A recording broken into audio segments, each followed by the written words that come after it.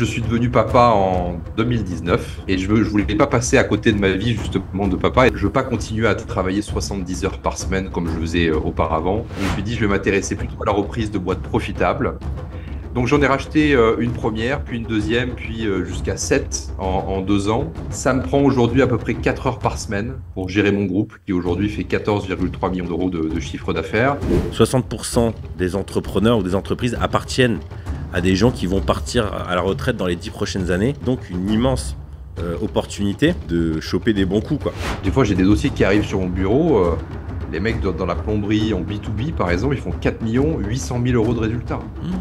Et c'est des mecs qui ont 65-70 ans qui partent à la retraite et personne n'en veut. Toutes ces boîtes comme ça qui rapportent énormément d'argent, elles sont délaissées.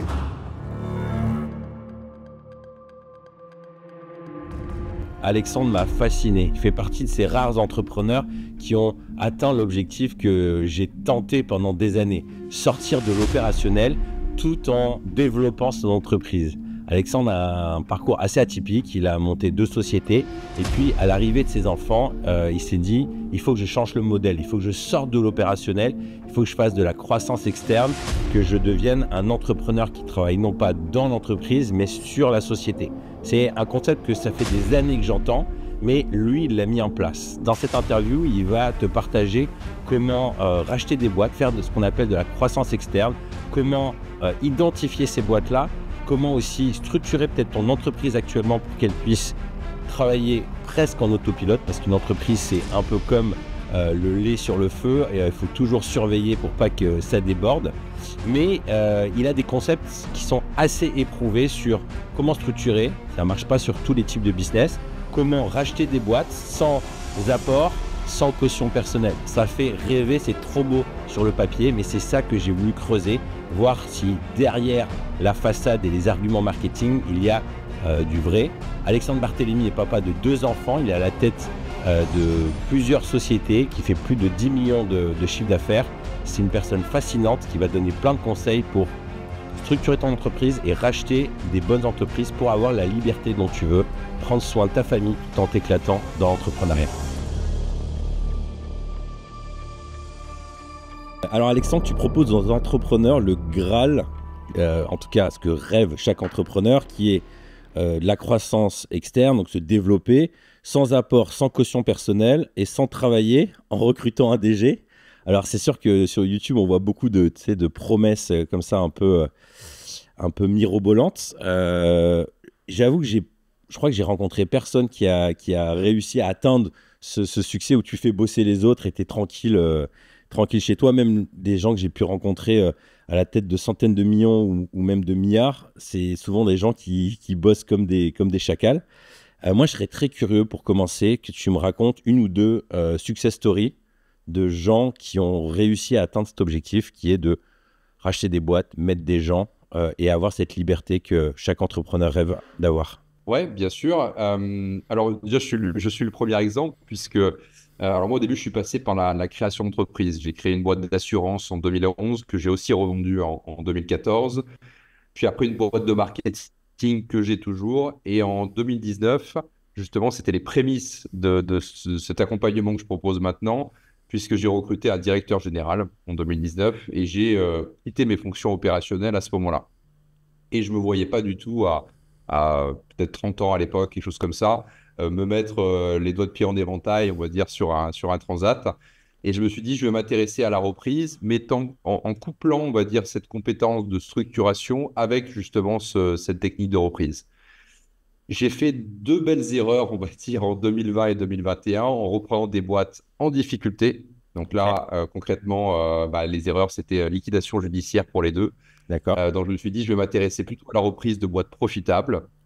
Donc j'en ai racheté une première, puis une deuxième, puis jusqu'à 7 en 2 ans. Et j'ai utilisé finalement mes compétences en structuration que j'avais eues avec ma boîte de marketing juste avant ou recruter en extérieur un directeur général, ce qui est un peu plus risqué, un peu plus aléatoire, ou alors promouvoir quelqu'un dans les effectifs qui est capable de gérer la boutique. D'accord. Et ça, c'est beaucoup plus simple.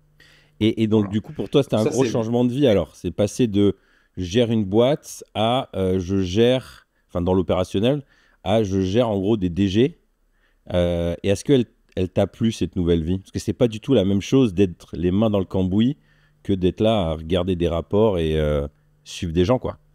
Carrément. En fait, je suis devenu papa en 2019, puis après en 2021, et je ne voulais pas passer à côté de ma vie, justement, de papa, et c'est là où ça rejoint ton podcast, justement. Et je me suis dit, je veux pas continuer à travailler 70 heures par semaine comme je faisais auparavant. Donc, en fait, j'ai cherché à m'éloigner un peu, finalement, des fonctions, des tâches quotidiennes, pour justement embaucher un DG qui le fait pour moi. En effet, c'est plus le même travail du tout, puisque là, en effet, c'est des rapports, des tableaux de bord, des réunions hebdomadaires. Ça me prend aujourd'hui à peu près 4 heures par semaine pour gérer mon groupe, qui aujourd'hui fait 14,3 millions d'euros de chiffre d'affaires, 170 personnes. Mais par contre, en effet, je suis plus sur le côté stratégique que opérationnel. Et c'est ça qui me plaît aujourd'hui. C'est vraiment quelque chose d'enrichissant, c'est de penser au futur et non pas au présent. D'accord. Et c'est quoi qui te nourrit? Parce que c'est vrai que si on s'adresse à un entrepreneur qui gère sa boîte, il y a de l'humain, il y a un peu tu vois, de l'adrénaline, de la conquête de clients, de motivation d'équipe, le recrutement. Là, en fait, c'est passé presque d'un CEO à un investisseur d'une certaine manière. Enfin, c'est entre les deux, j'ai envie de dire. C'est quoi qui te nourrit dans ton quotidien, tes satisfactions? Parce que l'argent, c'est un fait, mais il n'y a pas que ça. Ouais, carrément. En fait, tu as totalement raison, puisqu'en fait, je voulais garder cet aspect un peu chasse. Dans mes boîtes précédentes, c'est moi qui m'occupais du développement commercial, et j'adore ça, concrètement.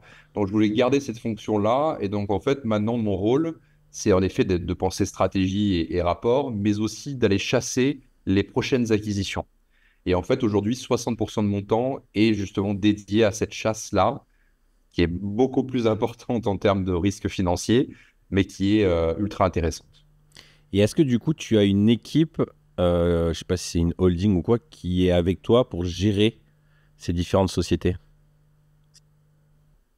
Alors, à mon stade, j'ai pas d'équipe encore de type conseil d'administration, des choses comme ça, mais j'ai des directeurs financiers externalisés qui m'aident principalement pour les reporting hebdomadaires ou les reporting mensuels et des DRH aussi externalisés pour gérer tout ce petit monde. Ouais, D'accord, donc tu as essayé de créer une structure qui est la plus agile possible, j'imagine. ouais, ouais. Peu de charges fixes, beaucoup de charges variables. Et alors moi, ce qui me fascine avec ce modèle-là, surtout avec ce que tu viens de dire, c'est que toi, ce que tu aimais faire et ce que tu sais bien faire, c'est la chasse. Et moi, c'est un truc que comment dire, j'ai galéré dans l'agence que j'avais, c'est que pour déléguer la partie commerciale, c'est hyper compliqué, je trouve.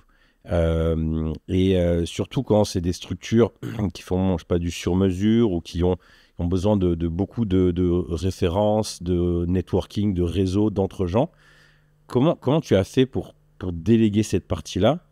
Alors peut-être que le business se proposait, était, comment dire, le type de produit à vendre était peut-être plus facile à transmettre, mais moi, tu sais, je ne sais pas si tu as déjà entendu cette expression heroic selling, le fait que c'est, en gros, il te faut un héros pour vendre.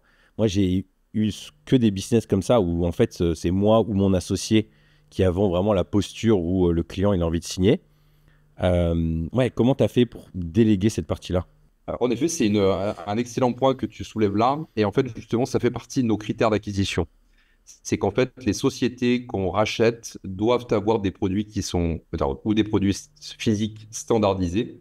Là, bah, tu vends un rouleau de scotch, tu vends un rouleau de scotch, de toute façon, c'est la même chose partout. Ou alors un service standardisé. Mais en effet, le sur-mesure, ça implique des gens qui sont beaucoup plus techniques, beaucoup plus expérimentés dans le domaine et qui sont chers aussi à employer. Et c'est pour ça que c'est difficile de déléguer le commercial sur ces métiers-là. Donc, ça veut dire que stratégiquement, tu choisis des entreprises justement qui font pas ça, quoi. C'est-à-dire que c'est pas Ouais, possible de développer cette partie-là. Tu as c'est dit ça. que tu avais fait 2 erreurs tes 2 premières acquisitions ont été des erreurs. Je veux bien que tu nous racontes un peu ça. Ouais, carrément. Ma première boîte en difficulté, c'était une boîte agroalimentaire dans le sud-ouest de la France, près de Bergerac, bah, qui faisait du foie gras, forcément comme la spécialité de la région. C'est une société qui faisait 2,5 millions d'euros de chiffre d'affaires et qui perdait à peu près 200 000 euros par an. Et cette reprise-là, je voulais vraiment la faire puisque c'est un peu dans mon ADN, un peu la bonne bouffe, on va dire, le saucisson et le vin à la française. Donc ça m'a vachement intéressé. J'ai repris cette boîte, mais j'ai fait une erreur qui est monumentale. C'est que la boîte était en difficulté et j'ai choisi de laisser le gérant D'accord. dans la société puisque j'étais à 5 heures de route, on va dire, de la société, donc je ne pouvais pas la gérer en direct. Et je me suis aperçu qu'en fait, 99% des difficultés de l'entreprise venaient du gérant lui-même. Et donc, en fait, en le laissant en président de la société, il a reproduit ces erreurs-là et ça a mis la société en liquidation. Et c'était quoi ces Ça, c'est la erreurs-là? première expérience. C'était principalement des erreurs de gestion, des erreurs commerciales. La société était en difficulté, on devait aller chercher d'autres clients, mais le gérant était justement pas du tout commercial. Donc, c'est là où, en fait, il se laissait un peu porter par l'activité quotidienne qui perdait de l'argent. Donc, ça a fait boule de neige et on est parti en liquidation peut-être 6 mois après, quelque chose comme ça. Et la deuxième expérience, j'ai refait la même boulette. C'est exactement la même chose. Cette fois, c'était une société dans le bâtiment à Montpellier qui faisait 1,7 million, qui perdait pas d'argent, mais qui avait une trésorerie proche de zéro. Et là, pareil, je n'avais pas compris la leçon sur la première, donc j'ai décidé de laisser le gérant à l'intérieur puisque j'y connaissais strictement rien dans le bâtiment. Et pareil, donc là, erreur sur erreur, il a reproduit les mêmes erreurs qu'il faisait auparavant. Il y a eu aussi des malversations où il s'est viré de l'argent du compte de la société à son compte personnel et ça a propulsé la société en procédure collective, malheureusement. Donc en gros, la leçon là qui découle, c'est ne prends pas un entrepreneur qui ne sait pas bien gérer sa boîte pour continuer. Est-ce que tu dirais que c'est pas les mêmes compétences pour développer une activité, puis ensuite après vraiment pour la faire scaler? C'est comme si peut-être les deux entrepreneurs, enfin dirigeants de ces boîtes-là avaient des compétences mais avaient atteint un palier. Ouais, je pense que c'est deux profils d'entrepreneurs différents. Tu as vraiment le défricheur, entre guillemets, et celui qui est plus gestionnaire, qui va pouvoir passer la boîte de 2 à 10 millions d'euros, par exemple. Et c'est pas du tout le même profil, en effet, qu'on peut trouver chez les entrepreneurs classiques. Et c'est pour ça aussi qu'ils vendent. C'est l'une des raisons de décision. Mis à part un départ à la retraite, ça peut être l'une des raisons de départ. Ouais. Est-ce que tu penses que c'est possible justement d'évoluer de défricheur à scaler? Je sais pas si c'est le bon terme. Tu vois, moi, c'est ce que j'ai vécu, où la boîte, on a commencé avec mon associé avec 160 euros. À la fin, on faisait pas loin des 5 millions. Mais sur la fin, putain, c'était compliqué, quoi. C'était vraiment, moi, je me voyais, c'est pas du tout les mêmes recettes, c'est pas du tout la même manière de gérer. Enfin, c'est une énergie qui est complètement différente. Est-ce que tu penses que c'est possible de passer ce cap-là et quelles sont les choses qui doivent changer entre le défricheur et le builder, ou je sais pas comment tu l'appelles? Ouais, c'est une question intéressante. Je pense qu'on peut changer si on a envie de changer, parce que Mhm. certains sont très motivés par les projets en création et ça les éclate de faire du 0 à 1 million, par exemple, et ils ne veulent pas faire autre chose. Mais ceux qui veulent vraiment évoluer, je pense qu'il faut aller sur un profil plus de recrutement, puisqu'après, si on veut passer, comme tu disais, de 5 à 50 millions, par exemple, c'est les personnes dans l'entourage qui vont te permettre de passer de 5 à 50 et non plus toi en tant que chasseur, justement, on en parlait tout à l'heure, à faire client après client. Donc, c'est un autre profil et ça demande en effet alors, un travail sur le mindset, sur l'état d'esprit, mais aussi beaucoup de formation type recrutement, gestion, tableau de bord. Ouais. C'est-à-dire que maintenant, imaginons c'était à refaire, tu reprends ces deux boîtes, tu les vires pas, t'as pas le choix, ils doivent rester là. C'est quoi ce que tu leur aurais appris, leur aurais dit pour que ça finisse pas en faillite? Je pense qu'au stade où je les ai reprises, c'est-à-dire qu'avec une trésorerie très tendue au bord de la procédure collective, je pense que c'était déjà trop tard pour les former à ce niveau-là. D'accord. Franchement, là, avec le recul, la seule solution que j'aurais entrevue, c'est euh, remercier le gérant en place et faire monter peut-être un manager intermédiaire à sa place, même s'il n'aurait pas eu forcément les mêmes réflexes, il aurait eu des réflexes un peu plus basiques et non entrepreneurs, mais j'aurais délégué le côté gestion financière à un directeur financier ou salarié ou externalisé. Ouais. Ok. Moi, c'est un sujet en ce moment qui tourne dans ma tête, le fait de récupérer de racheter des boîtes.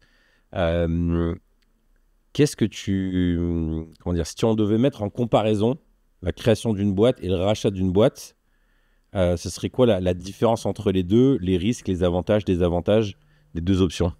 Paradoxalement, le risque financier est beaucoup plus important en création de boîte. Alors, pour toi, tu as démarré avec 160 euros, donc il n'y avait pas beaucoup de risques financiers. Mais pour ceux qui souhaitent, par exemple, démarrer avec 200 ou 300 000 euros, quand ils mettent un compte courant d'associé de 200-300 000 euros pour un résultat finalement qui est incertain, puisque le marché n'est pas testé, ils n'ont pas de clients, etc., c'est beaucoup plus risqué que racheter une boîte qui a finalement déjà des équipes en place, déjà des clients, déjà une récurrence de commandes ou de services. Voilà. Enfin, encore une fois, si on utilise les bons partenaires financiers sans mettre sa caution personnelle, pour moi, c'est moins risqué de reprendre une société aujourd'hui et on gagne des années, puisque comme tu le sais, le 0 à 1 ou le 0 à 5 millions, ça peut prendre 5, 10 ans, 15 ans pour le faire. Et là, en rachetant une boîte, bah, ça prend finalement la durée de l'acquisition en elle-même, qui peut être d'environ 6 à 8 mois. Mais par contre, on fait de 0 à 5 tout de suite. Ok. À quel moment un entrepreneur peut se dire, OK, ma boîte, et je sens que je peux la déléguer et j'ai envie de rentrer dans cette logique d'acquisition extérieure. J'imagine que là, il y a des entrepreneurs qui vont nous écouter, qui vont se dire, tiens, ça me parle, je pourrais faire ça, ça, ça. Mais en même temps, ils se disent, ouais, mais si je lâche le bébé, il y a tout qui va s'effondrer. Est-ce que tu as des marqueurs comme ça, clés, pour identifier le bon timing? Ouais, ouais, le bon timing, déjà, on en a parlé tout à l'heure, c'est déjà de standardiser son offre. On ne D'accord. doit plus faire de sur-mesure, mais ça entend beaucoup parce que c'est stimulant intellectuellement de faire du sur-mesure. On doit standardiser nos offres. Il faut qu'on vende exactement la même chose. Il faut limite une facture type, que ce soit juste un copier-coller selon les prospects et les clients. Mais on doit standardiser l'offre. C'est le point numéro un. Ensuite, il faudrait peut-être chercher quelqu'un dans les effectifs de la société capable de nous remplacer. Parce qu'il n'y a rien de mieux que quelqu'un qui a déjà le respect des autres employés, qui connaît déjà bien l'entreprise. C'est vraiment un raccourci vers la délégation. Et si on ne peut pas, prendre quelqu'un qui a quand même 20 à 25 ans d'expérience sur le sujet et lui donner une rémunération confortable pour qu'il puisse justement éviter d'aller ailleurs et éviter cet aléatoire, on va dire, dans le départ des salariés. Je rencontrais dernièrement quelqu'un qui fait ça, qui rachète des boîtes. Et son conseil, quand je lui parlais un peu de mes projets, c'est achète des boîtes dans lesquelles tu n'y connais rien. Parce que sinon, tu vas être tenté de mettre ton nez dedans, vouloir optimiser et tout. Et en fin de compte, tu n'arriveras pas à te détacher. L'image qu'il avait, c'était l'image du chef d'orchestre, quoi, qui ne va pas prendre la flûte et dire c'est comme ça que ça se fait. Est-ce que tu es d'accord avec ce conseil-là? Ouais, carrément. Mes boîtes aujourd'hui, elles évoluent dans le marketing, la formation, l'agroalimentaire, le bâtiment, le transport et même un réseau d'optique et d'audioprothèse. Alors, je porte des lunettes, mais j'y connais rien du tout à l'optique ni à l'audioprothèse. Et justement, ça me force, parce que je ne sais pas faire, je ne sais pas comment développer un magasin, ça me force à trouver les gens qui savent le faire. Et ça, c'est le plus important, ouais. Ok. Et est-ce que, à titre personnel, quand tu t'embarques dans une aventure comme ça, alors toi, ta promesse, c'est de dire rachète sans apport, sans caution personnelle. Mais moi, je me dis, si je rachète une boîte comme ça, il faut que j'ai vraiment les poches bien profondes en cas de problème pour pouvoir tout de suite, je sais pas, mettre l'argent qu'il faut pour tenir une saison ou quoi. Et donc, je me dis, je ferai ça quand, je sais pas, j'aurai 200, 300, 400 000 euros sur un compte tranquille pour pouvoir attaquer. Est-ce que c'est une fausse croyance ou c'est une réalité? Alors, c'est la réalité, on va dire, enfin, c'est le schéma classique, c'est tu as l'apport, tu as 200 000 euros d'effet d'apport ou 300 000, tu vas avoir une banque et après tu peux financer l'achat de cette société. Le problème avec ce schéma-là, c'est qu'il y a deux épées de Damoclès sur la tête. Si tu mets de l'apport, tu vas prendre un risque financier, inévitablement, et des actifs, donc des entreprises qui font entre 1 et 10 millions d'euros, sont par nature des actifs assez volatiles. On l'a vu avec le Covid, avec le milieu hôtelier, par exemple, c'était une catastrophe concrètement, et ceux qui ont mis de l'apport, bah, ils l'avaient perdu hein, concrètement pour certains. Donc ça, c'est un premier risque financier qui va t'empêcher de déléguer efficacement. Parce que si tu as trop de pression financière, tu as mis toutes ces économies, tu vas être tenté de mettre les mains dans le cambouis et d'être opérationnel dans la société. Ça, c'est le premier truc. Et le deuxième truc, c'est la caution perso. Parce qu'en plus de mettre 200 ou 300 000, tu vas être caution sur le reste du levier bancaire. Et ça, aujourd'hui, c'est une deuxième épée qui va aussi t'empêcher de déléguer puisque tu vas vouloir maîtriser en fait toi-même le business et tu vas être forcé à aller dans les locaux, vendre aux clients, vendre plus pour que la société puisse perdurer, etc. Si tu n'as pas ces deux facteurs-là, tu es beaucoup plus détendu psychologiquement et tu as beaucoup plus de facultés à déléguer auprès d'un manager compétent. C'est-à-dire que se détacher émotionnellement de l'entreprise et en gros l'argent personnel à avoir, il est plutôt pour s'assurer qu'on n'est pas sous pression. Si la boîte elle meurt, bon bah tant pis. Nous on est solide, mais pas pour pouvoir réinjecter dans l'entreprise. Non, moi je ne le conseille pas. Je conseille bien de faire de l'apport pour de l'immobilier ou de la bourse ou de la crypto, mais pas sur des actifs volatiles comme des boîtes, des TPE ou des PME. Ok. Euh, Moi, je te le disais avant, ça fait une année que je vois des vidéos, je regarde des vidéos sur ces sujets-là et ça me fascine parce que ça a l'air genre trop beau de récupérer une boîte sans apport, sans caution personnelle. Comment ça marche concrètement? Ouais, c'est une bonne question. Alors déjà, tout vient du sourcing, donc de ton deal flow. Euh, la problématique numéro un des entrepreneurs que je croise, c'est qu'ils ont un deal flow de une à deux boîtes par mois. Donc, si tu étudies un ou deux dossiers de reprise par mois, tu vas être tenté de tomber amoureux, on va dire, d'un deal, et c'est là où tu vas faire une mauvaise affaire. L'idée, c'est de taper un peu massivement, d'avoir peut-être 10, 20, 50 deals par mois que tu étudies.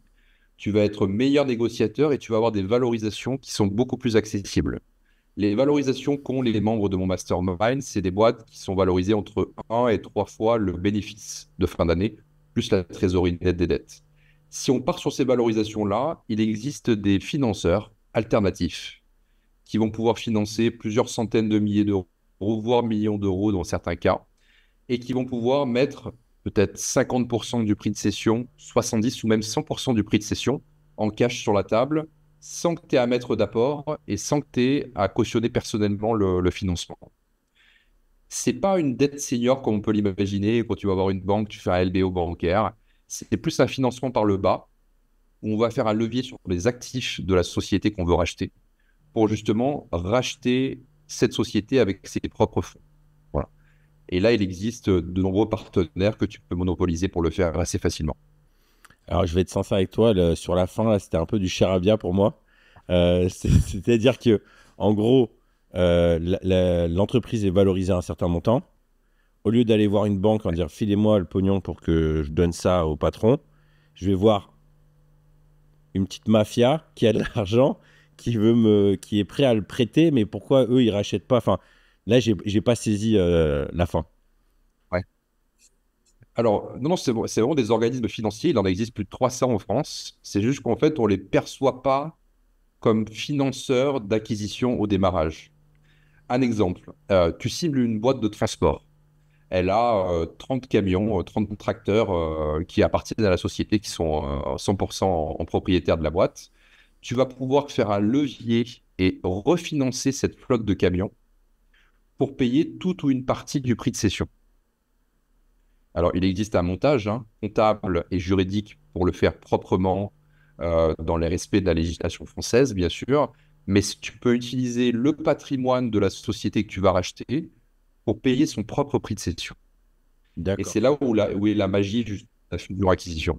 D'accord. Et ensuite, après, cet organisme, donc tu vas lui payer tous les mois pour rembourser ta dette, mais tu le finances par l'entreprise elle-même, c'est ça? C'est exactement ça. C'est comme un crédit, mais sur la société que tu vas acquérir et non pas sur ta holding à toi. J'ai un ami là, il a fait ça avec une agence de voyage. Mais par contre, lui, en gros, le patron était un peu fatigué. C'était un peu sur la fin, il avait plus d'énergie. Et du coup, il lui a dit, écoute, tu pars, je récupère. Et sur 3 4 ans, je te verserai X tous les mois ou tous les ans. Je ne sais pas comment il s'y est pris. Du coup, il y a crédit nulle part.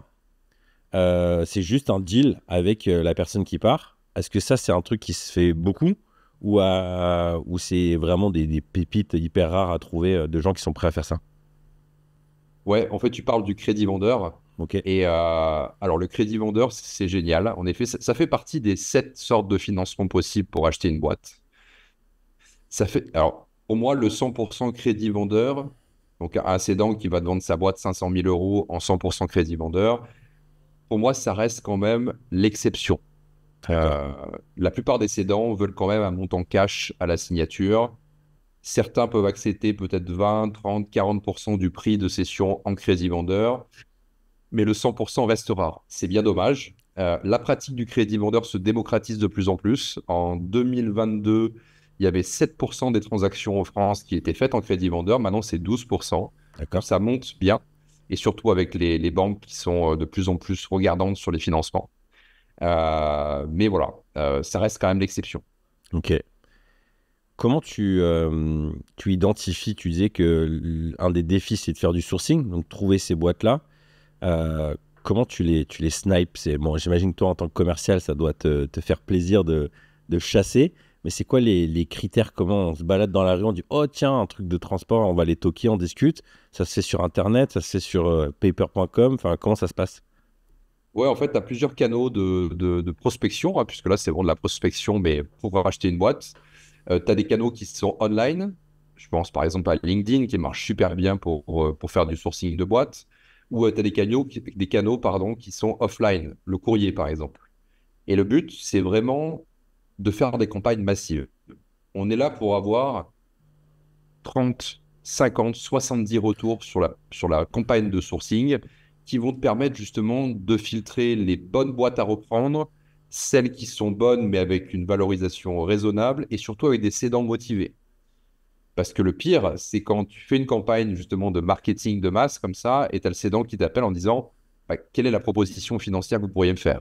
J'ai pas de calendrier pour la vente, mais voilà, si vous me faites une proposition indécente, je peux vendre. Ça, c'est le pire. Nous, on cherche Ok. vraiment des cédants motivés avec une valorisation raisonnable et on les trouve en faisant du nombre. Voilà, c'est vraiment la loi des grands nombres. C'est-à-dire qu'en gros, ce que tu veux, c'est quelqu'un qui pense depuis un certain temps et qui va être proactif à t'ouvrir en gros le capot et te partager ce qu'il en est. C'est ça, hein?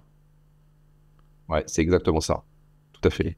Et est-ce que c'est un peu comme tu sais, les agents immobiliers, les meilleurs coups qu'ils font, c'est quand il y a un couple qui divorce et il faut que ça se fasse là dans le mois, donc ils sont prêts à brader. Est-ce qu'il y a un peu ça, genre des entrepreneurs à bout de souffle, fatigués, ils n'ont qu'une envie, c'est de dormir pendant 3 mois. Est-ce que Ouais. c'est une réalité? C'est une réalité. C'est une réalité. Et d'ailleurs, mes premières questions quand j'ai un cédant au téléphone, c'est pourquoi vous voulez vendre votre société et qu'est-ce qui vous a motivé à m'appeler aujourd'hui? Et en effet, c'est là où on va chercher les motivations intérieures et savoir en effet s'il est à bout de souffle ou si sa société est très rentable et qu'il a juste besoin en effet d'une proposition financière indécente pour partir, ou alors si voilà, peut-être qu'il y a eu en effet un décès dans sa famille ou autre et il veut passer à autre chose pour profiter de la vie. Ouais. Ok. Aujourd'hui, du coup, toi, ton activité, c'est donc de faire ces rachats, mais tu as aussi un mastermind, donc un groupe de progression d'entrepreneurs qui veulent apprendre ta méthode. C'est quel genre de profil d'entrepreneurs qui rejoignent ce mastermind? Alors c'est l'entrepreneur de TPE-PME Ok. qui est justement pris dans l'opérationnel, trop pris dans l'opérationnel. Le profil type, c'est la personne qui a une boîte qui fait entre 1 et 5 millions, il travaille 70 heures par semaine, il sait qu'il ne peut pas continuer comme ça à long terme, donc il veut faire deux choses, il veut structurer et il veut continuer sa croissance. Pour lui, en fait, il ne se voit pas structurer et puis aller à la plage, il ne veut pas sacrifier sa croissance, il veut continuer ça. Et en fait, avec cet accompagnement-là, on lui offre les deux. On lui offre la structuration avec toute la méthode pour embaucher un directeur général, mais aussi la méthode pour acheter des boîtes sans qu'il soit exposé financièrement.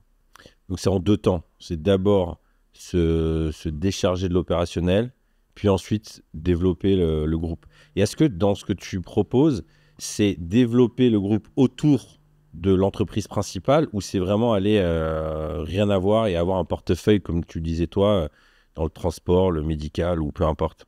Ça, c'est vraiment deux stratégies différentes qui appartiennent à chacun. Certains veulent créer un groupe logique et valorisable avec des boîtes dans le même secteur. Donc ça, j'appelle ça la stratégie buy and build. Donc on part de l'existant et on va grossir l'existant.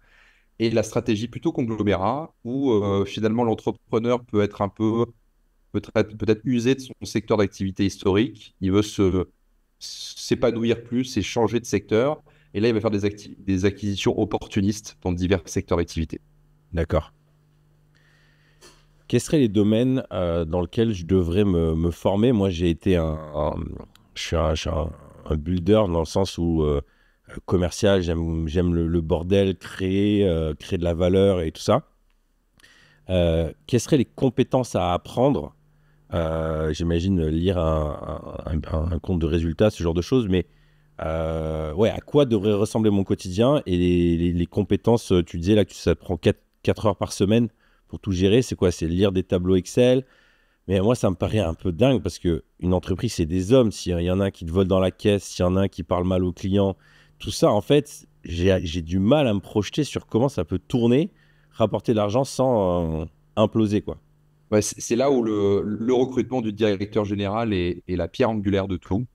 C'est qu'il faut avoir quelqu'un, comme je te disais tout à l'heure, ou présent dans les effectifs qui connaît déjà bien la boîte, qui sait la faire tourner déjà, qui connaît déjà peut-être les clients, qui connaît tous les salariés et qui est capable de reproduire une performance du cédant qui part. Et d'ailleurs, il va avoir 3 à 6 mois d'accompagnement de la part du cédant pour justement lui inculquer tous ces tableaux de bord, tous ces éléments financiers qu'il aura besoin pour piloter l'entreprise. Ok. Alors bien sûr, avec mon groupe, on va l'aider. On va lui mettre des tableaux de bord à disposition. On va faire un point par semaine. Il y aura le directeur financier qui va checker justement les comptes, la caisse, etc. pour voir s'il n'y a pas des vols. Tout ça se structure assez bien, mais tout est histoire aussi de méthode, bien sûr. Et en fait, il y a peut-être une vingtaine de points à respecter pour pas faire d'erreur et piloter efficacement à distance. Ok. Donc ça veut dire que là, c'est vraiment des compétences. En tout cas, moi, si je me mets à faire ça, j'imagine, c'est du process, c'est de la régularité en regardant à chaque fois les points, pas m'enflammer à chaque réunion à dire ah tu pourrais faire ça, le laisser vraiment gérer. Et est-ce que les personnes que tu mets, tu les associes ou ils sont juste salariés? Alors, ils sont juste salariés, mais il y a un plan de rémunération à long terme que j'appelle LTIP, donc Long Term Incentive Plan, que je mets en place pour justement éviter de donner de l'equity, des parts sociales de l'entreprise, puisque ça peut être assez problématique en cas d'exit derrière. Donc, on va le rémunérer comme un associé, mais sans avoir les parts sociales. C'est-à-dire que quoi, il a des primes sur les objectifs qu'il atteint en fin d'année? Sur les objectifs, il a des primes sur sa loyauté dans l'entreprise. Ça peut être déclenché tous les ans, alors tous les mois, tous les ans, tous les 3 ans, par exemple. C'est basé sur différents indicateurs. Alors, il y a des indicateurs qui sont assez généraux, quelles que soient les entreprises. Ça va être le chiffre d'affaires, le BE, le cash dans l'entreprise, puisque le management du cash est ultra important. Mais pour des sociétés plus, par exemple, dans le bâtiment, ça va être la productivité des équipes. Dans l'agroalimentaire, ça va être la productivité de la chaîne de montage, par exemple. Voilà, ça peut être différents indicateurs selon les métiers. Au début, on disait que, en gros, quand tu es le patron de ta boîte et dans l'opérationnel, tu bosses 70 heures. Du coup, tu passes, en gros, la patate chaude à un directeur qui, lui, va bosser aussi 70 heures. Comment ça se passe, le rapport, quand il te voit débarquer dans le rendez-vous? Maintenant, tu es, en gros le patron, le propriétaire. Est-ce que toi, tu te sens pas un peu mal en disant, bon, ben, il est en train de suer pour moi, en fait, d'une certaine manière. Et moi, je suis là à la cool. Alors, en tout cas, moi, en termes de, comment dire, en termes de mindset, je pense que ça, c'est encore un blocage que j'ai, où en gros, comment dire, je justifie mes rémunérations par l'effort que je donne et je me dis, bah, les équipes, elles me voient.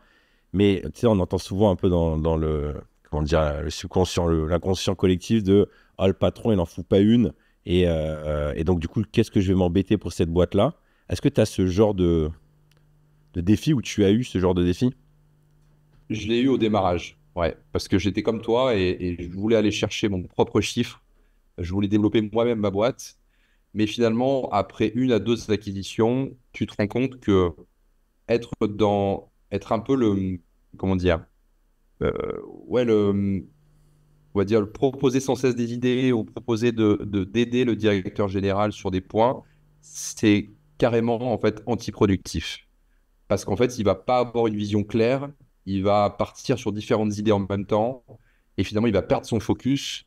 Et c'est là où il y a manque de productivité. Alors que finalement, si tu es un peu 3 pas en arrière en vision stratégique, tu fixes des objectifs mensuels, trimestriels et annuels, et t'en déroges pas parce que finalement, tu n'y penses pas. Ok. Donc, en effet, ce sentiment-là, un peu d'imposteur, disparaît au bout de la première ou deuxième acquisition. Ouais. Ouais. Et après, c'est comme les grands groupes nationaux qui existent, hein. Par exemple, Saint-Gobain, ils ont différents sites partout en France avec des directeurs de sites. Et finalement, ce sont des salariés du groupe, hein, finalement. Ok. En ce moment, il y a un sujet qui me passionne et de tous les interviews que je fais là dans le podcast, ça m'interloque. C'est que je suis tombé sur ce TEDx qui dit en anglais Good leadership is boring. En gros, un bon leader est un peu ennuyant. Et il fait le parallèle entre les leaders un peu charismatiques qui enflamment les équipes, qui ont des 20 000 idées, et l'entrepreneur qui paye pas de mine ou le leader, quoi. Tu le vois, limite, tu le vois même pas, mais qui fait le taf. Et j'ai l'impression que, enfin, tu vois, dans l'image qu'il donne dans ce TEDx, c'est assez passionnant. C'est comme si tu as une rivière à traverser, tu as les deux qui sont au bord, et le premier, tu lui dis, bon, ben, go, c'est ton tour, il plonge, il y a un torrent, il y a comment dire, un courant de fou, et là, il se débat comme un dingue et tout, il se fait emporter et tout ça, et finalement, il arrive de l'autre côté, tout le monde applaudit en se disant, waouh, quel guerrier, c'est un malade. Le deuxième, il plonge, et lui, il a bien analysé, il se laisse porter par le courant tranquillement, il arrive de l'autre côté, et tout le monde se dit, waouh, c'est facile, il est pas si fort. Et je me demande si dans le recrutement justement de personnes à la tête de boîtes, les DG que tu recherches, est-ce que c'est pas justement ce genre de profil, c'est des mecs apaisés, ils n'ont pas peur du quotidien, qui vont mettre en place les routines, piloter, contrôler. C'est exactement ça, tout à fait. Finalement, on recherche quelqu'un qui est capable de piloter un bateau de croisière, mais non pas une fusée. On D'accord. veut 5-10% de croissance par an, on veut une maîtrise du cash, on veut une maîtrise de l'EBE, on ne veut pas prendre trop de risques, c'est une sorte d'actif un peu patrimonial et non pas une société en hyper-croissance. Et il faut que le groupe grossisse comme ça. Le groupe grossit avec les acquisitions extérieures, mais aussi avec une croissance maîtrisée des sociétés déjà acquises.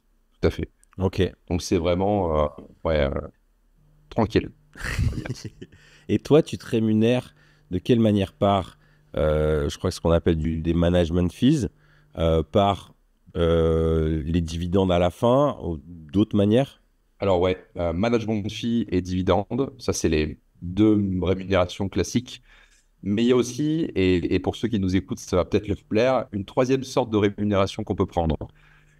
Ça, c'est au moment où on fait l'acquisition d'une nouvelle société. Il y a un concept qui s'appelle le deal fee qu'on peut prendre le lendemain de l'acquisition. Souvent, les partenaires financiers qu'on utilise vont pouvoir surfinancer le prix de cession. Donc, par exemple, un prix de cession est à 1 million d'euros. Souvent, on peut financer 1,2 million. C'est pas rare. Ces 200 000 qui restent, on va pouvoir les prendre, alors toute ou une partie, pour pouvoir se rémunérer dès le jour numéro 2 de l'acquisition, pour se féliciter d'avoir fait une bonne affaire. Ok. Ça, c'est la troisième sorte de rémunération. Et donc, il y a des gens qui sont prêts à financer le fait que leur acheteur a fait une bonne affaire. Exactement, Ok. tout à fait. Et en transparence. En transparence, souvent, les actifs de la société qu'on a leveragés permettent de financer 1,2 million sur un prix de cession à 1 million. Donc, D'accord. il y a 200 000 qui restent. Libre à nous de le prendre ou pas. Et est-ce que justement, quand tu rachètes une boîte, tu empruntes ou tu trouves un moyen pour injecter encore de l'argent? J'imagine, on parle tu parlais d'une société de transport, par exemple, ils ont 30 camions, et toi, tu te dis, mais ils pourraient se développer et passer à 50 camions sans trop de problèmes, mais il faudrait réinjecter 500 000 ou 1 million d'euros. Est-ce que ça, c'est quelque chose que tu fais en disant bah, je rachète, je donne ça à l'ancien patron et je mets encore plus pour développer, ou alors au contraire, tu dis non, non, non, tranquille, on va juste reprendre tel quel et on va monter tranquillement. Plutôt la deuxième option. Ok, Tranquille. Pas d'apport de trésorerie inutile. On a toujours un actif volatile en face de nous. Par contre, ce qu'on peut essayer de faire, et ça, c'est pas rare, c'est que, alors ce qui est intéressant dans ce style de reprise, c'est qu'on reprend des boîtes profitables avec souvent on va dire un montant des dettes qui est raisonnable, voire à zéro. Donc, on peut très bien aller voir le banquier après la session. Alors, je dis bien après la session, non pas pour financer l'acquisition, mais après, en disant, voilà, aujourd'hui, on a envie d'acheter 20 camions supplémentaires. Est-ce que vous pourriez nous prêter 500 000 euros, 1 million d'euros pour justement financer la croissance future? Et c'est ça où c'est intéressant dans la reprise de boîtes qui ont plusieurs dizaines d'années d'existence, c'est qu'il y a un historique bancaire, une notation Banque de France qui est sympa. Donc, on peut se permettre de refaire du levier avec toutes les dispositions financières que ça implique, bien sûr, après la session pour continuer le développement des boîtes. ok. Au début, tu as raconté les deux échecs que tu as eus et qui t'ont amené à te dire je prends plus des boîtes en galère, mais je prends des boîtes qui sont déjà profitables. Est-ce que le fait de prendre des boîtes en galère, il n'y a pas aussi plus d'opportunités, en fin de compte, peut-être plus de risques, mais plus d'opportunités? Est-ce que des rachats très faibles, voire nuls, ou au contraire, c'est une fausse bonne idée, quoi? Alors, ça peut être une stratégie. Certains sont spécialisés là-dedans et réussissent super bien, mais ça, c'est vraiment leur stratégie à eux. Alors, en effet, tu as raison, la société. Alors, il peut y avoir plus d'opportunités, en effet, puisque forcément, pour une boîte en difficulté, il y a moins de candidats à la reprise qu'une boîte profitable. Donc là, généralement, il n'y a personne sur le dossier et on peut racheter la société ou à un euro symbolique ou vraiment pas cher. Par contre, ensuite, on va sous-payer la société, mais on va le payer au travers de deux manières. On va le payer en temps personnel, parce que là, pour le coup, la société n'a pas les moyens d'embaucher un directeur général pour sortir de l'opérationnel, donc ce sera nous qui allons faire les démarches souvent. Et en plus de ça, on va le payer en compte courant d'associé derrière s'il y a besoin de rajouter dans les comptes. Donc, voilà, Beaucoup il de faut risques. savoir quelle stratégie choisir. Voilà, Ouais, je comprends. selon chacun. Donc pour quelqu'un pour commencer, vaut mieux pas aller là-dessus, quoi. Je pense que c'est une stratégie qu'on peut utiliser une fois qu'on a un groupe quand même solide derrière, qu'on a déjà un flux de rémunération qui arrive, pour vraiment ne plus penser à ça, et après faire une société en difficulté où là, on n'a pas besoin d'être rémunéré tous les mois. Parce que tu vois, par exemple, moi, j'ai une de mes boîtes où j'ai un média, où j'ai une très grosse audience avec des bonnes bases mail et comment dire, une communauté qui aime vraiment ce qu'on crée. Et ça fait un certain temps que je me dis, en fait, avec ce média-là, je pourrais aller voir, je sais pas, une marque de fringues, je pourrais aller voir une maison d'édition, je pourrais aller voir des trucs qui sont en lien avec mon thème et dire, est-ce que ça vous intéresse que je prenne X% ou alors que je rachète la boîte? Parce que moi, en fait, j'ai la base de clients. Donc, ce qui va coûte cher pour vous, qui est le marketing et trouver les clients, je l'ai. Donc, je plug les deux. Mais en même temps, ce qui me fait réfléchir en t'écoutant, c'est que je me dis, si la boîte, l'entrepreneur, il n'a pas réussi à la scaler ou à la développer ou à la structurer, c'est qu'il y a sûrement un truc qui pue. Donc, en fait, même si j'aime des clients, peut-être qu'il va pas bien faire son travail. Donc, comment toi, tu sniffes un entrepreneur où ça pue, quoi? Il n'a pas les compétences nécessaires. Ou alors, à l'inverse, tu vois, moi, je l'ai vécu dans mon parcours. Moi, j'ai fait 2 ans un DUT en communication, donc j'ai rien appris au business. On a commencé avec 160 euros.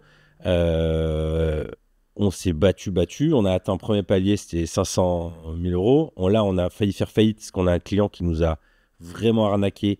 Je me suis retrouvé endetté de 130 000 euros, donc j'étais vraiment dans la galère. Et là, on a des actionnaires qui sont venus et eux, ils nous ont accompagnés. Alors, en effet, ça leur a pris du temps. Ils n'ont pas passé toute leur journée, mais c'était, je sais pas, allez, si je lis, c'est une demi-journée par mois, tu vois, à tout casser. Même moins, je pense. Mais, tu vois, ils ont cru en nous et ils nous ont appris. Ils nous ont appris à structurer le management. Ça a mis des années. Et après, ils ont fait une part d'exit et ils ont fait x10, tu vois. Mais ils ont senti en nous le potentiel. Après, ils ont revendu à un grand groupe. Mais je serais curieux, je leur ai pas demandé sur... Parce que quand je leur demande, c'est assez vague. Oui, on a senti le potentiel, mais ils n'arrivent pas à modéliser ça. Donc toi, si tu devais donner des clés de lecture sur un entrepreneur, ok, il n'a pas les clés, mais il a le potentiel. Alors, je pense qu'en effet, ça, c'est un autre style d'acquisition. Du coup, c'est une prise de participation minoritaire, ce que je fais beaucoup moins. Moi, généralement, la configuration, c'est je rachète la boîte, mais le cédant part. Je sais qu'il a été bon parce qu'il a produit une rentabilité sur les 3 ou les 5 dernières années. Donc, les Ouais. chiffres parlent d'eux-mêmes. Mais j'ai pas pour volonté, alors mis à part si c'est son souhait, de le garder dans les effectifs après. Donc, en fait, le profit de l'entrepreneur importe peu dans ma stratégie. C'est plus, est-ce qu'il a pu maintenir des fonds propres positifs et une rentabilité sur les 5 dernières années? Voilà, c'est plus ça. Par contre, pour ton média, j'ai une super technique pour toi. Vas-y. Tu peux faire une technique de média for equity. C'est ce que j'ai utilisé pour 2 participations minoritaires, où en effet, tu peux échanger une participation minoritaire contre des grandes campagnes médias. Je l'ai fait déjà plusieurs fois avec le groupe Entreprendre, le magazine Entreprendre, qui est dirigé par Robert Laffont, où on a pris 2 participations dans des startups avec une prise de participation minoritaire de 20 à 40%, où on a payé à l'euro hein, les actions de la société en contrepartie de grandes campagnes médias. Et ça a été Et avec ton efficace? média, tu peux prendre comme ça 5-10 participations. C'est très efficace. Ouais, Mais c'est tout à fait. efficace pour le média qui récupère, mais est-ce que pour l'entreprise, elle voit une grosse différence? Oui. C'était le cas avec le réseau d'optique et d'audioprothèse dans lequel je suis. On a pris la participation, la boîte avait 5 magasins. Et après cette campagne de Media for Equity, il y en a maintenant 85. Donc ça a fait un grand boom avec ces D'accord. campagnes médias. Donc en gros, le média entreprendre a pris des parts dans ton réseau d'optique, c'est ça? Ouais, Et on dit en échange, on va, donc j'imagine il faut tout formaliser pendant X années, où on va faire une campagne tous les 3 mois par exemple, pour, j'imagine c'est pour recruter des franchisés, j'imagine ça devait être ça? exactement. Ouais. Pour séduire des magasins, en effet, qui voulaient passer sous la bannière du réseau d'optique. Ouais, D'accord. Et tout à donc fait. là, ça a vraiment fait la différence. Exactement. La transaction se passe à 1 euro. Et derrière, en effet, le média apporte toute sa puissance pour développer la société. Pour l'entreprise, l'avantage, il est clair, c'est qu'il n'y a pas besoin de décaisser de la trésorerie pour faire des campagnes médias nationales. Et tu le sais, ça peut coûter très très cher si on fait vraiment ça de manière récurrente et en volume. Et pour le groupe média, ça permet de diversifier et de prendre des participations et d'avoir une valorisation, un exit prochain intéressant. Donc c'est comme ça qu'elle va se rémunérer, c'est-à-dire via un exit de Ouais, revente. Et je me dis, il y a un deal aussi avec les propriétaires en disant, dans 3 4 ans, vous devez nous racheter les parts au montant défini, qui a une méthode de calcul. oui, Ok. tout à fait. Et est-ce que c'est envisageable sur ce type d'opération de se dire, ok, je vais pas faire un exit, mais par contre, on va se rémunérer par les bénéfices, ou alors après 3 années, on passe à un mode de facturation de ces campagnes-là, puisque ça a été profitable, vous voyez que ça marchait bien, vous avez plus de moyens, euh, ou c'est uniquement via un exit qu'il faut faire. Alors oui, par rapport aux dividendes, oui, puisqu'on est associé dans le capital. Donc en effet, dans le pacte d'associé, tu précises que les dividendes doivent être distribués quoi qu'il arrive. Parce qu'il n'y a rien de pire d'être minoritaire, puisque tu es une sorte de passager finalement. Et si tu décides pas de distribuer les dividendes, bah, tu restes sans rémunération. Donc, il est nécessaire d'avoir un pacte d'associés béton avec une clause pour distribution de dividendes automatique, une clause de sortie, en effet, et une clause aussi oui, de sortie, même si les autres actionnaires majoritaires ne sont pas d'accord. D'accord. Ils auront toujours un droit de préemption sur ta participation, mais il est possible de forcer la vente pour pouvoir sortir si jamais on a une bonne opportunité. Ok. Dernièrement, je discutais avec quelqu'un qui disait, quand je rachète une boîte, je sais déjà direct à qui je vais la revendre. Est-ce que toi, tu fonctionnes comme ça quand tu identifies une entreprise que tu vas récupérer, ou tu dis non, je vais la garder 10, 20, 20 ans, tant que ça me rapporte de l'argent chaque année? Moi, je suis plus dans une optique patrimoniale, en effet, et que ça m'apporte des revenus, du cash flow tous les mois. Donc, je suis plus sur le côté, je vais la garder 10, 15, 20 ans. Ouais. Je pense pas forcément à la revente. Ok. Je, j'écoutais un YouTuber dans le domaine de l'entrepreneuriat anglais et qui faisait cette analyse sur l'Angleterre, mais j'imagine que ça doit être assez proche en France, qui disait que tous les baby boomers ils vont partir à la retraite et que pour beaucoup de ces gens-là, alors il parlait en Angleterre que c'est 60% des entrepreneurs ou des entreprises appartiennent à des gens qui vont partir à la retraite dans les 10 prochaines années. Et son analyse, c'est de dire qu'il va y avoir vraiment un transfert de valeur énorme qui va se faire et donc une immense opportunité pour des entrepreneurs ou des futurs entrepreneurs de choper des bons coups, quoi. Euh, Selon toi, c'est quoi les grands domaines dans lesquels il faut s'intéresser, des types de boîtes où il faut mettre son nez et alors, pour préciser son analyse, c'est de dire que c'est beaucoup de ces entreprises-là sont des boîtes profitables, mais elles ne sont pas digitalisées, elles n'ont pas mis en place des process. Enfin, tout ce qu'on a découvert ces 15 dernières années qui permettent d'amener une croissance, elles ne l'ont pas fait. Donc lui, son analyse, c'est de dire qu'il y a des trucs assez simples à mettre en place pour vraiment aider ces entreprises à se développer. Du coup, ça m'a bien parlé, ce côté un peu transfert de richesse, quoi. Mais je ne sais pas du tout quel genre d'entreprise. Tu vois, moi, je regardais des coiffeurs. Je me dis, mais non, les trucs de coiffeurs, ça va être une galère, c'est du recrutement. Tu vois, là, tu m'as parlé de transport. Après, moi, c'est des domaines qui sont très loin mentalement de moi. Mais ce serait quoi les types d'entreprises à regarder, à appréhender? Ouais, c'est en effet une grande tendance. Et même aux US, je crois que c'est encore pire. Je crois que c'est 10 000 business par mois ou par an, je crois, qui trouvent pas preneur, alors que en effet, c'est des personnes qui vont partir à la retraite.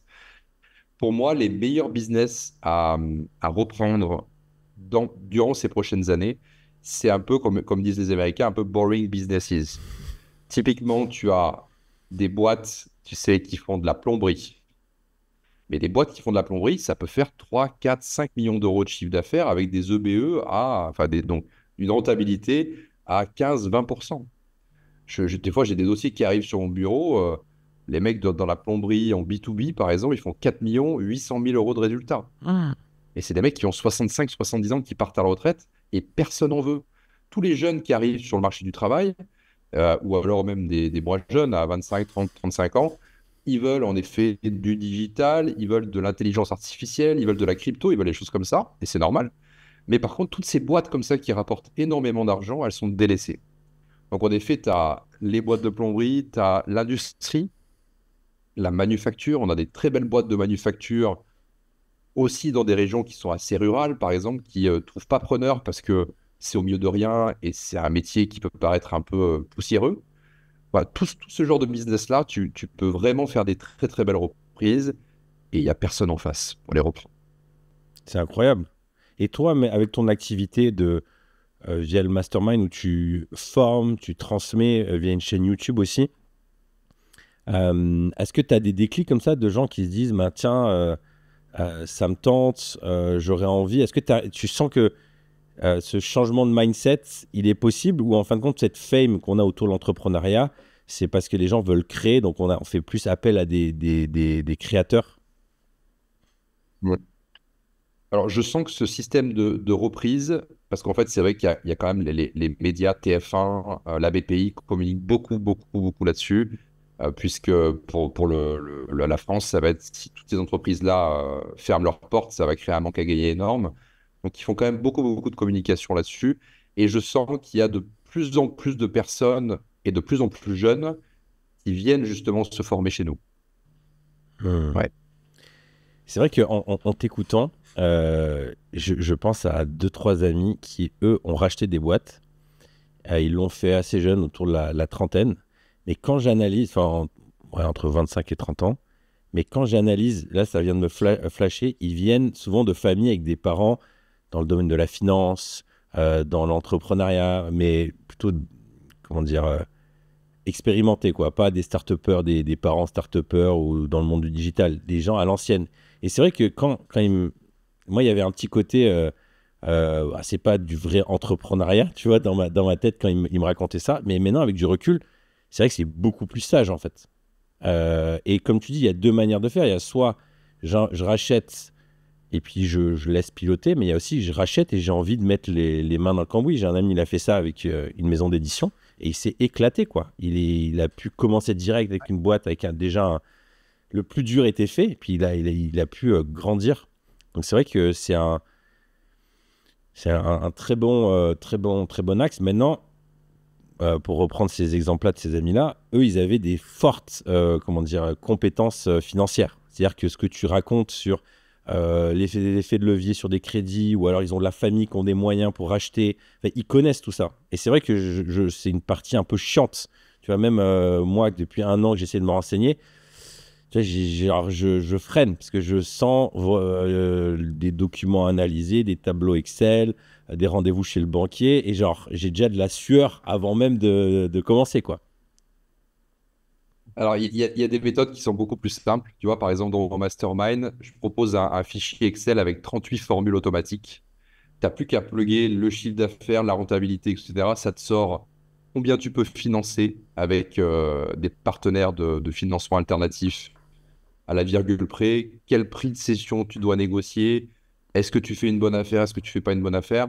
Ça, on l'a mis tout ça sur informatique, sur un fichier Excel, qui te permet justement d'éviter de faire des calculs sur un bloc-notes, par exemple, avec des formules compliquées.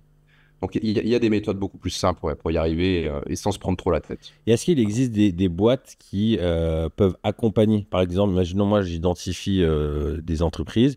Moi, tout ce qui est paperasse ou quoi, c'est pas mon truc. Mais par contre, je me sens de porter la responsabilité, de faire ce suivi. Est-ce que ça existe des boîtes qui font ça, en fait, avec moi, en disant, bah, on va analyser pour toi, on va te faire remonter les informations, on va travailler les dossiers, on va trouver les financements? Oui, il y a des boutiques qui le font. C'est souvent des boutiques M&A, hein, qui le font. Mais souvent, ils ont aussi un mandat pour vendre l'entreprise. Hmm. Donc, ils sont pas forcément très objectifs. On va dire, ils vont d'abord essayer de te vendre l'entreprise et après, tu auras les services associés. Mais sinon, après, derrière, tu peux très bien faire appel à ton cabinet d'expertise comptable qui, eux, généralement, font les audits après la signature d'une lettre d'intention. Donc, il y a un peu office de compromis dans l'immobilier. Où là, en fait, dans tous les cas, tu as minimum 2 à 3 mois d'audit obligatoire avant d'acheter officiellement la société. Ok. Et est-ce que il y a des manières de se protéger? Tu vois, dernièrement, j'ai été approché pour une de mes boîtes par un fonds d'investissement. Moi, hyper naïf, je balance toutes les infos, tu vois, parce que je suis curieux. Moi, j'étais plutôt celui que t'as pas envie, quoi. Ah ouais, vas-y, fais-moi une offre qui me fait rêver, tu vois. Et puis j'étais curieux du processus. Donc, en gros, moi, j'ouvre le capot, quoi, et je donne toutes les infos. Puis, quelques jours après, lors d'une soirée, je rencontre un investisseur et qui me dit, oh putain, fais super gaffe, parce que souvent, ils font ça parce qu'ils ont un autre deal en cours et ils sont en train d'analyser la concurrence. Donc, surtout, n'ouvre pas le capot, fais d'abord une analyse, enfin, fais d'abord un document de confidentialité, tout ça. Euh, Toi, c'est ce que tu fais quand tu approches une boîte, il y a des papiers à signer pour protéger. Oui, bah en fait, tu l'as dit, en fait. Alors, il n'existe pas beaucoup de papiers qui te protègent, un accord de confidentialité seulement. Mais là, dans ton cas, c'est vrai que si un fonds d'investissement a envie d'avoir l'information pour comparer avec un deal qu'ils font actuellement, bah, tu pourras jamais le savoir, en fait, hein, de ce qu'ils en font. Mais ouais, c'est ça. C'est-à-dire Mais qu'en fait, c'est, j'ai voilà. beau avoir un document comment dire, un document de confidentialité, je vais pas leur faire un procès parce que l'info elle a fuité. C'est juste, c'est moral, quoi. Voilà, c'est ça. Non, c'est difficile de se protéger là-dessus. Ok. Dans ce podcast, on parle aussi de paternité.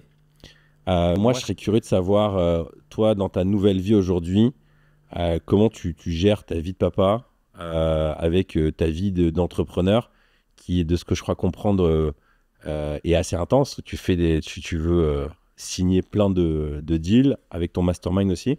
Quoi ça ressemble? Alors, ça ressemble à une vie de papa, on va dire, assez traditionnelle. La gestion de mon groupe me prend donc 4 heures par semaine, le mercredi, en l'occurrence, de 8 heures du matin à midi, avec l'ensemble de mes directeurs généraux. Et ensuite, j'ai du temps pour mes enfants. Donc, j'ai une petite fille qui a un peu plus de 4 ans aujourd'hui et un garçon qui a 3 ans.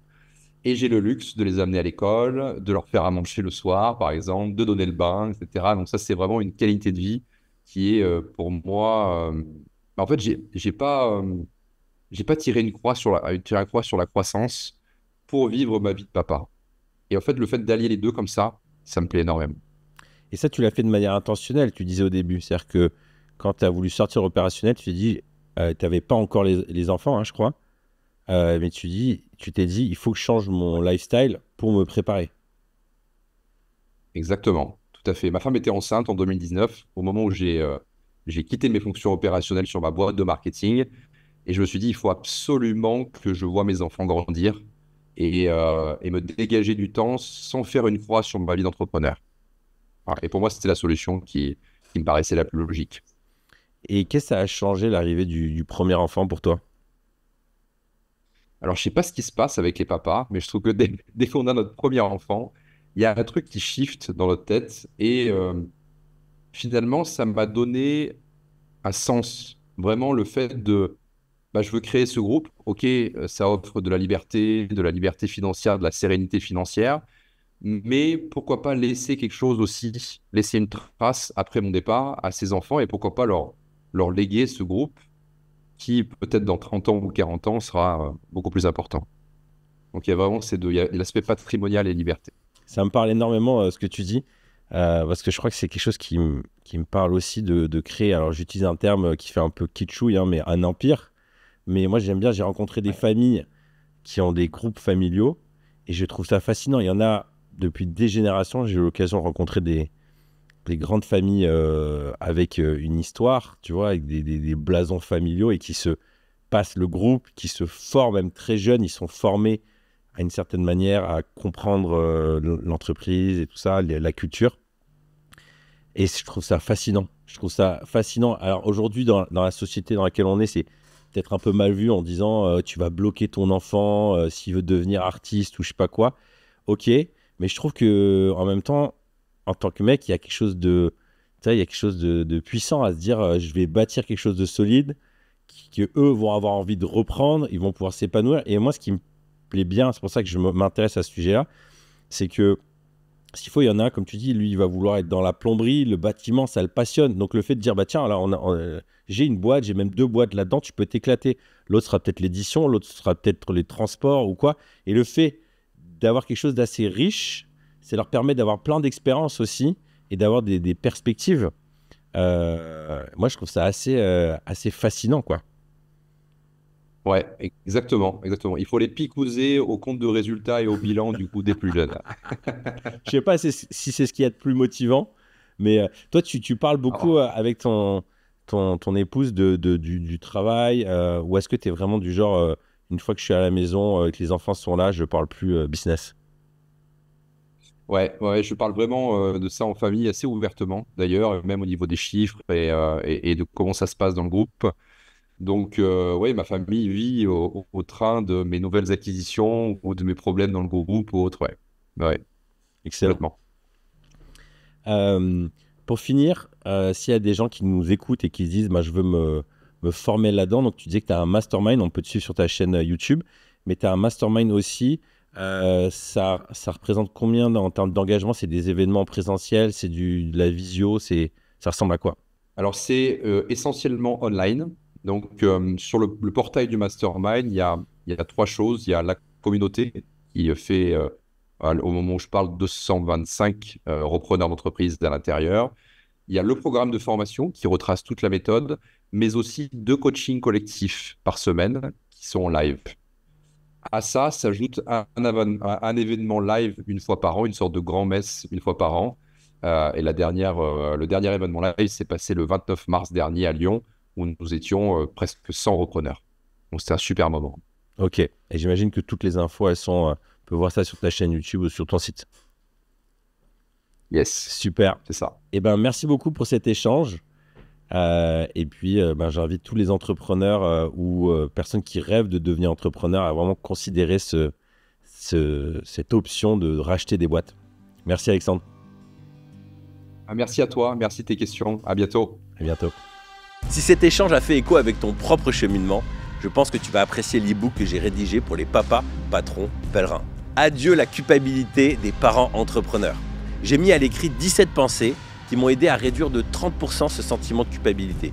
Tu sais, cette impression de ne pas être assez présent pour ma famille, pour mon travail. Pourquoi 30%? Tout simplement parce que ce sentiment ne disparaît jamais vraiment. Bien géré, il est un indicateur, mais non contrôlé, il fait beaucoup de dégâts. Cela fait des années que je travaille sur ce sujet, car la culpabilité est très présente en moi et c'est un sentiment qui se transmet de génération en génération. Et je ne veux pas refiler ça à mes enfants. Trop lourd à porter. La culpabilité, c'est porter l'entière responsabilité des événements. Dans l'e-book, je te partage aussi un cheminement mental pour t'aider à discerner ta part de responsabilité, au lieu de te flageller, encaisser, faire le sauveur, de plutôt responsabiliser les gens autour de toi. Il est gratuit et il te suffit de cliquer dans le lien dans la description. En le téléchargeant, tu t'inscris aussi à ma newsletter où je te partage mes nouveautés. Bisous.